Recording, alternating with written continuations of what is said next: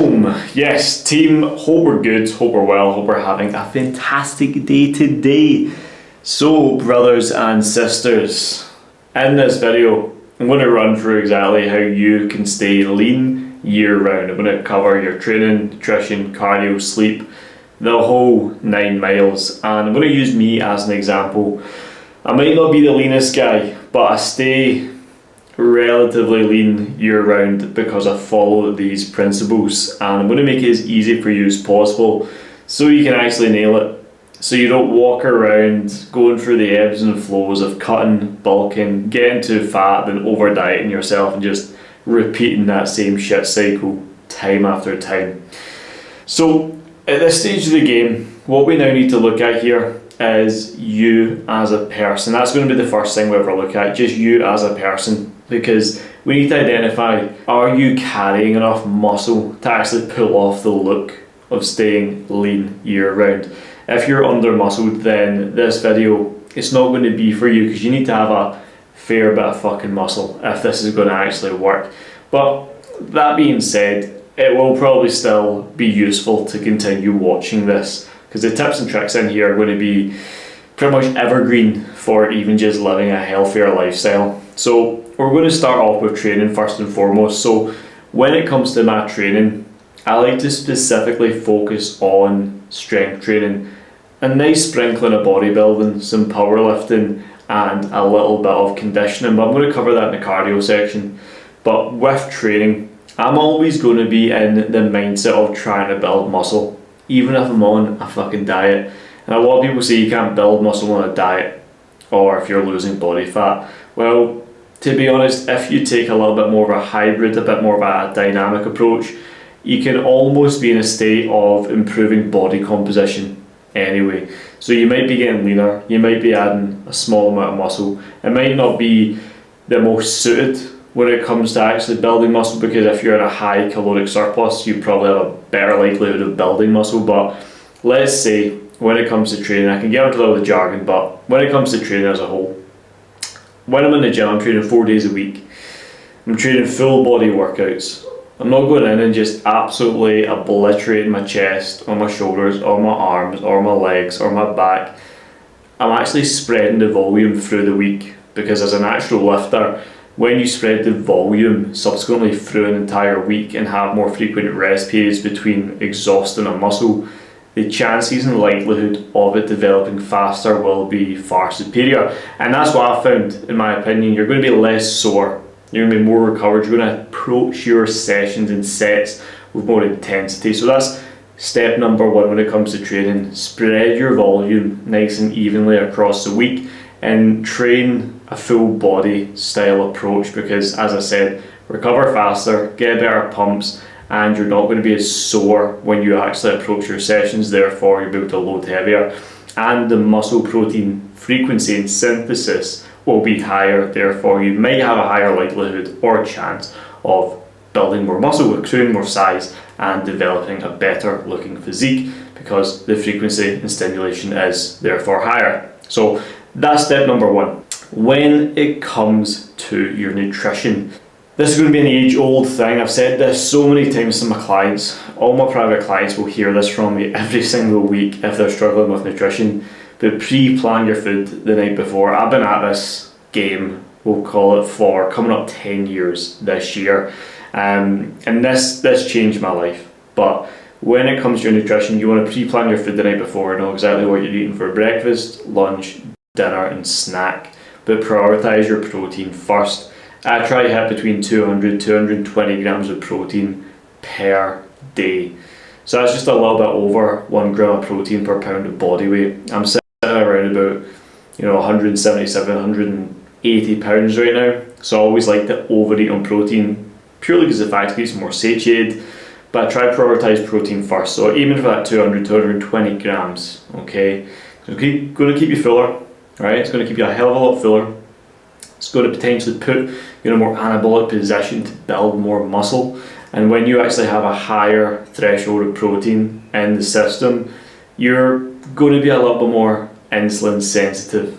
The carbs in which you take in, it's going to work a little bit better, because you're just so prone to eating more protein. Okay, and again, you're potentially building more. Therefore, your muscles will fire up with carbs a little bit better just because they're in a more susceptible state to take on the glycogen, because there's maybe more muscle volume because of the higher protein count.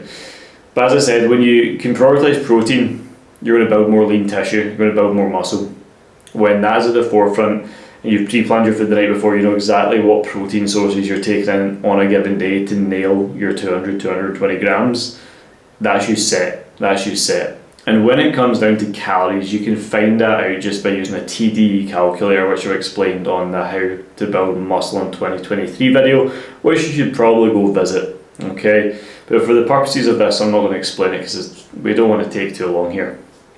But when it comes to obviously getting your protein in, spread it nicely through the day. I tend to have about 4 core feeding windows of protein through the day, which tend to come from one, a small protein snack in the morning, like a protein bar post-workout.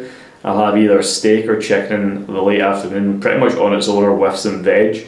And then I'll have some bacon and eggs later in the day, round about after my cardio. And then I'll have a larger protein source in the evening, whether that's coming from steak, minced chicken, turkey, fish, whatever it may be. But I tend to feed heavier in the evening, which I'm going to get to. But once you've nailed your protein, you pre-plan that, you know that's there, then you can sprinkle the carbs. I am not too carb heavy. I'm going to explain the carbohydrate manipulation because when I do my cardio on my longer run days, that's when I have more carbohydrates. But I always tend to keep carbohydrates roughly just a bit higher than protein, probably between 220 and 250 to 260 grams per day, given on how I'm feeling, okay? And then from fats, I always keep that at a nice healthy 60 grams, just for basic hormone function, cognitive health and joint support. I just like to keep that there. I don't try to budge that or tweak or change it. If I'm like going to fucking do a photo shoot or something, I'll diet it down a wee bit, I'll pull it down a wee bit more, you know. But for the sake of this video, that's what I tend to do. I nail my protein, I've got my fats covered, and I manipulate carbohydrates based upon what I'm doing on a given day. But I'm not really eating in a surplus or a deficit right now, I'm just at maintenance, and I pretty much hold steady at that because I don't really want to add on crazy amounts of muscle, nor do I want to be very, very lean right now. I'm just holding a nice maintenance physique, and that feels good because I'm actually improving body composition just from the way I'm training, because I'm still progressively overloading, I'm still getting stronger, so my physique is actually going to be required to get a response from that. And then through my endurance running, I find myself getting fitter, getting leaner, getting healthier, which is a fantastic feeling. So diet does not need to be extremely hard. I tend to make my nutrition as simple as I possibly can. I like to nourish myself with good quality fruits and veg, a lot of grains, rices, oats for the carbohydrates, and I just keep it fairly basic. Like today, for example, what I have ate so far: protein bar around about an hour after my workout. I was nice and hydrated and caffeinated, so that obviously allows me to push my food a little bit later. Then I had steak and salt, that's literally all I had, with more hydration. And then after my run, I had a cinnamon bagel, some bacon, some eggs, that was all I had. And then I had a mince and rice meal, and then I'm going to have dinner later. So I eat light through the day and heavier going into the evening, so I like to backload my food. It just makes it so much easier for me, and for me that's probably the most sustainable way to eat. So let's talk cardio. So right now for cardio, I'm going to start with NEAT, so your non-exercise activity thermogenesis, basic steps. I tend to only get between 6 and 8k steps a day. I'm very heavy on the old desktop every single day, so between 6 and 8k steps is fine for me, because 2 times a week, if sometimes 3, I will run. Okay, so right now I'm prepping for a marathon, so one of my runs per week is between 25 all the way up to 40 kilometers. So again, that's going to accumulate more of an average movement amount in terms of steps. I do a shorter, more high intensity tempo run between 3 to 6 miles per week as well, just one of those. So again, a little bit more zone 2 cardio coming from that, probably going into zone 3 or 4, so again you're going into more of a fat burning zone. And on top of that, I will do a little bit of HIIT training in the gym just for some basic conditioning, maybe air assault, maybe the rower, maybe some prowler. So I'm sprinkling and peppering some conditioning on top of my cardio, my weight training. and then that just keeps me in a good spot for feeling fit and healthy and quite dynamic with my training. And that's what I'm doing for cardio right now. So as you can see right now, it's nothing crazy. I'm not doing anything outside the box. And even just to add in, if you're curious about hydration, I drink about 5 litres of water a day. I'm a thirsty boy and I love my diluted juice. So when it comes down to sleep, this is probably one of the most important things, because I'm a massive proponent on getting between 8 to 9 hours sleep per night for optimal recovery, and obviously just clearing out your fucking brain. When you're underslept, your brain is not going to be functioning at its absolute best, and I really need to stay sharp for my job, hence why I like to keep a lot of sleep at the forefront of my mind, and I like to prioritise it so I know when I'm going to bed, I know when I'm waking up, and I keep that as consistent and regular as possible. I know straight off the bat when I'm underslept, right, because I'm a little bit more lackadaisical with my diet, my training and my recovery is not as good, and I tend to just feel a little bit off, a little bit foggy, and I make poorer choices with my decisions day to day. So I always want to make sure that sleep is prioritised pretty much over everything else, because when sleep's taken care of, you train harder, you're going to stick to your diet easier, and the runs and the cardio and the conditioning stuff, you're going to bring more energy and intensity to it. Therefore, as a byproduct, you will probably get better results. And that's essentially how I stay lean year round. I don't do anything fancy, I'm just consistently good rather than occasionally great. I don't really put myself in a box to be bulking or cutting.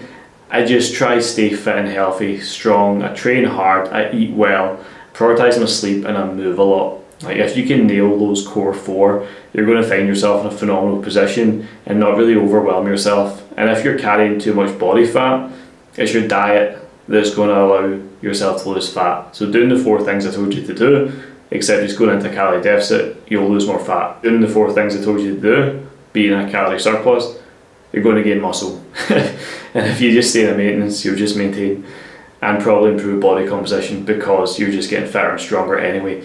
So it's kind of like me just debunking fitness for you in a short video. So if you like these tips, follow along for more, and I hope you enjoyed the video, and I'll see you in the next one.